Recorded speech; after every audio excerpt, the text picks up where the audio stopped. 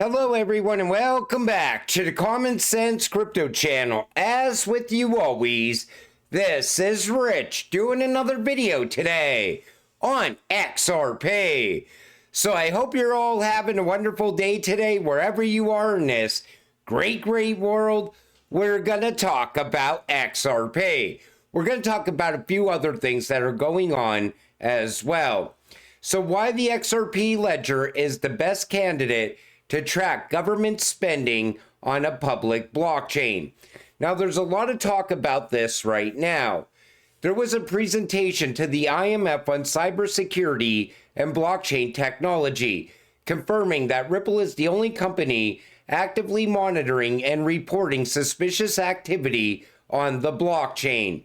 This level of oversight makes the XRP ledger uniquely suited for the government use, ensuring accountability and compliance in a way no other public blockchain can. Its direct engagement with institutions like the IMF demonstrates that the XRP ledger is already aligned with financial regulatory standards, something speculative blockchains lack.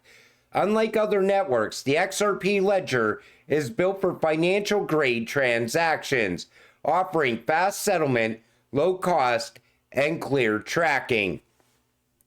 So now that Elon Musk wants to put the government on blockchain, there's a good chance that that's why they're meeting with Ripple.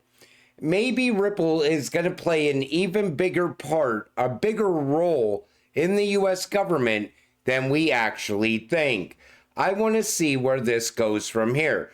But the XRP ledger is positioned perfectly for a lot of different use cases at government level as well. J.D. Vance proposes an amendment to make Election Day a national holiday, requiring in-person voting with paper ballots and ID for registered U.S. citizens. I think that's a great idea. I said this should have been done a long time ago. I also think voting should be on a blockchain as well. I know there was some talk about this with Hedera in the past. I want to see where this goes also. AI has been around for decades. Here's a quick timeline of major events in the development of artificial intelligence. So you see, it all started back in 1950. First industrial AI robot, Unimate. Then you see it throughout the years. Now in 2025, I think things are starting to get a major push forward. Technology is not going to slow down. It's only going to advance from here. But AI has been around for quite a while now.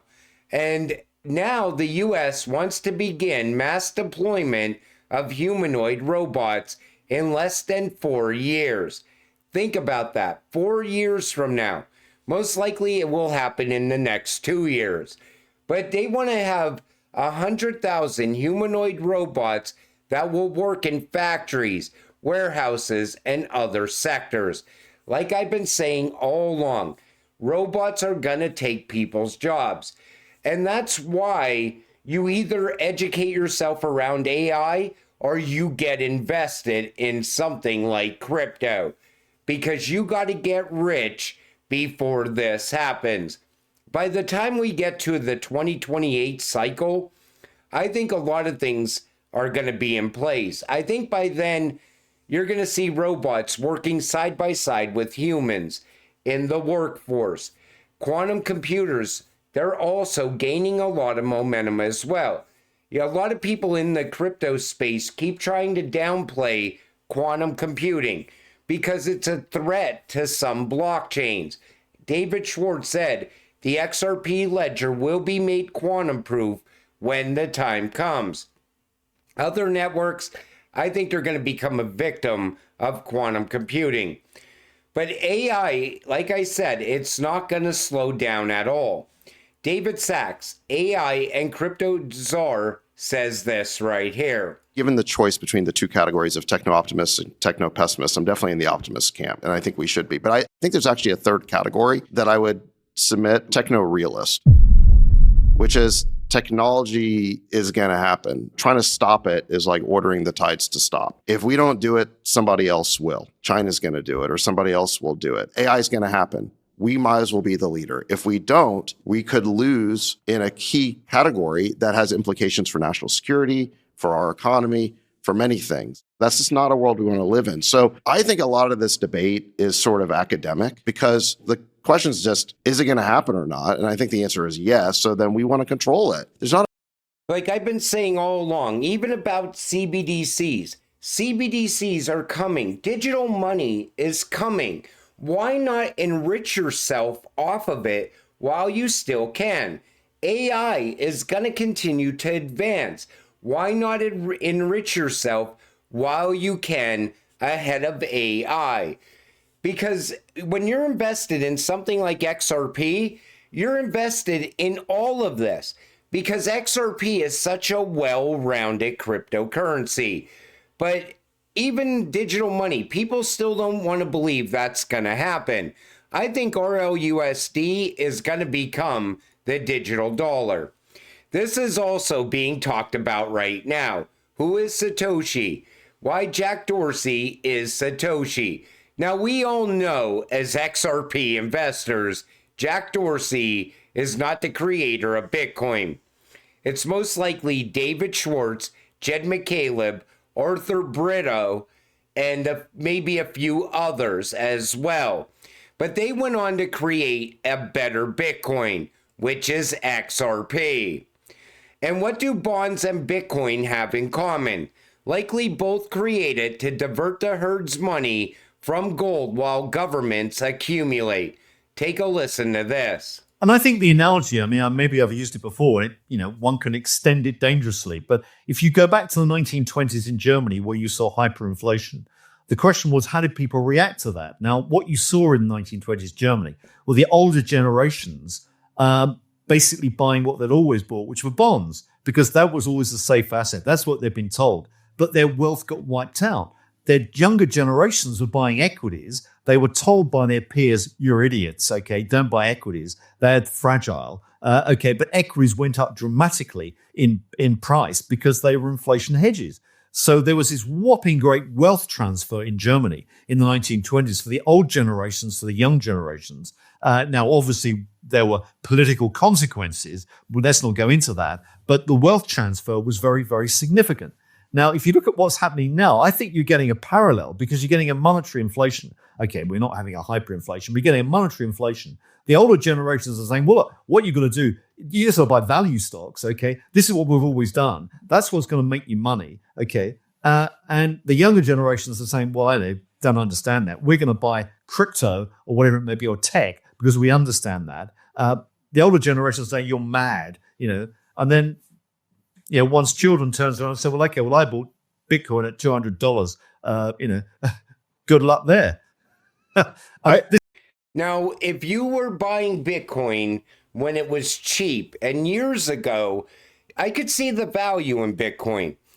But in 2025, there's too much risk around Bitcoin, in my opinion. There's much better cryptocurrency investments out there. First of all, you have the tie to Tether, and that, in my opinion, is a serious red flag. You have BlackRock saying there's more than 21 million Bitcoin, and they have a plan for Bitcoin going forward. I always looked at BlackRock as the Trojan horse for Bitcoin. Then beyond that, you have governments saying that it's going to become irrelevant when the new financial system comes. So I do believe it's being used as a distraction right now. I think the CEO of Franklin Templeton is 100% right, that it's nothing but a distraction, but it's also keeping people away from gold. Look at what the central banks are buying. You got to see the value in gold when the central banks are buying at the rate they're buying right now. But I do believe we're going to see digital gold, and that's going to be a big narrative shift. And that digital gold's going to be running on these networks like the XRP Ledger, Hedera, and so on. Tether CEO warns Satoshi Nakamoto's 1.1 million Bitcoin may circulate again. So the Tether CEO predicts that massive Bitcoin holdings that Satoshi has may eventually be circulated due to the potential threat of quantum computing to wallet security. While quantum computing is not an immediate threat, the possibility of quantum-resistant wallets exists. His prediction has reignited speculation about Satoshi's identity, a question that remains unanswered. So, do you think we will find out who Satoshi is, or do you think he's going to dump his Bitcoin and then we never know? We never find out who he actually is. I still think, like I said, it's the same people that created XRP. But quantum computing is going to become a threat within the next couple of years. IBM is not slowing down. Microsoft is not slowing down. They're only going to advance quantum computing with the rise of AI. That's all going to coincide together. We're watching the fourth and fifth industrial revolutions play out in real time.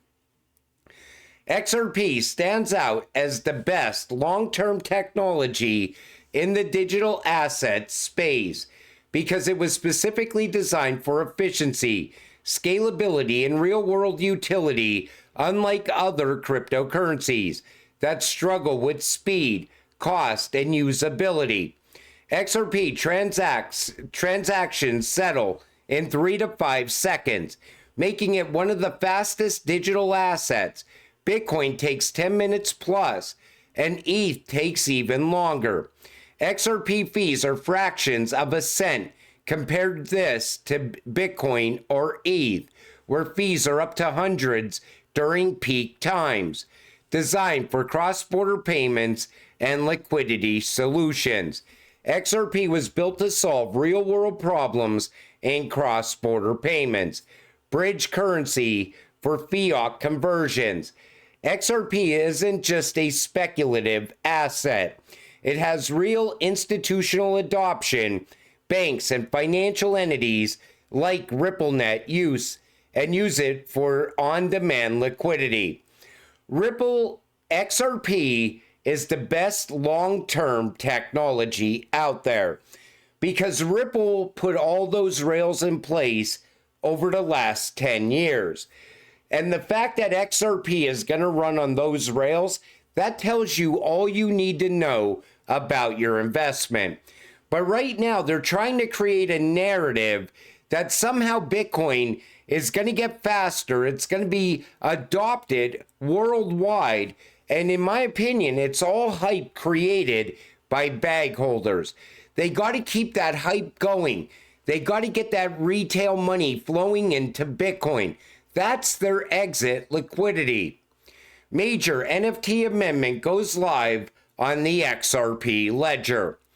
So NF token mint offer amendment got activated on the XRP ledger. This amendment combines minting and offer creation in one transaction, made to improve user experience for NFTs on the XRP ledger. We're going to see a lot of momentum around NFTs as well. That is going to pick up more and more traction as we push into the future.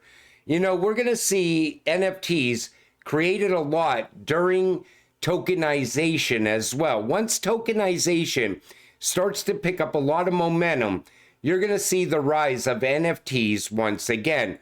Right now, there's not many people really talking about NFTs right now. That hype will come back as well. And I thought this was a great post. I miss the old crypto. I learned about Ethereum back in 2018. A friend described it as a world computer that anybody could access. I was hooked. I created my first loan on AAVE. I interacted with Deos. I tried Uniswap for the first time, and it felt like magic. The idea of a global financial system that had no intermediaries spoke to me. Obviously, people wanted to make money, but people believed in decentralization. People experimented with new primitives. People believed that this technology would change the world. It felt like we were part of something bigger than ourselves. As years went by, I slowly became more jaded. First, it was Doge, then BNB, then NFTs, then Solana, then FTX. Crypto has come a long way, but it seems like people care more about making money over everything else. Crypto is so much more than a casino. I want to believe in that future again. You know, the reason I wanted to share this post is if you went back to that time period, the Bitcoin maxis back then, if there was even mention of the US creating a Bitcoin reserve, they would have spit on that idea of that. They would have been like, that is trash. We don't want it. You know, we're anti-government, anti-bank. You know, if you were an XRP holder back then, it took a lot of vision. And you were holding what they called the banker's coin. Now we start to see why it was so important to be holding something that the banks are going to utilize going forward. We're going to get very rich from it. But I do believe crypto lost the wild, wild west narrative now. You have BlackRock involved. You have Franklin Templeton involved. Even with the XRP ETFs now, that's going to bring it into a more regulated space. And once regulations get here, the entire idea of Bitcoin and XRP and all of these other cryptocurrencies still being in the wild, wild west, that's going to end very fast. And I was glad to see that version of crypto, but now we're starting to see where it's going in the future. We're starting to see a massive network form around a handful of cryptocurrencies. And I sure as hell am going to make sure I get generational wealth from it. And I always tell you the same thing. There's nothing wrong with taking profit, but I would never sell my entire bag of XRP. But until it all happens, stay patient, stay positive, and let's get rich together. With that said, I'm going to wrap up this video. I want to thank you all for watching. I appreciate all of you. I'll see you in the next one. Have a great night.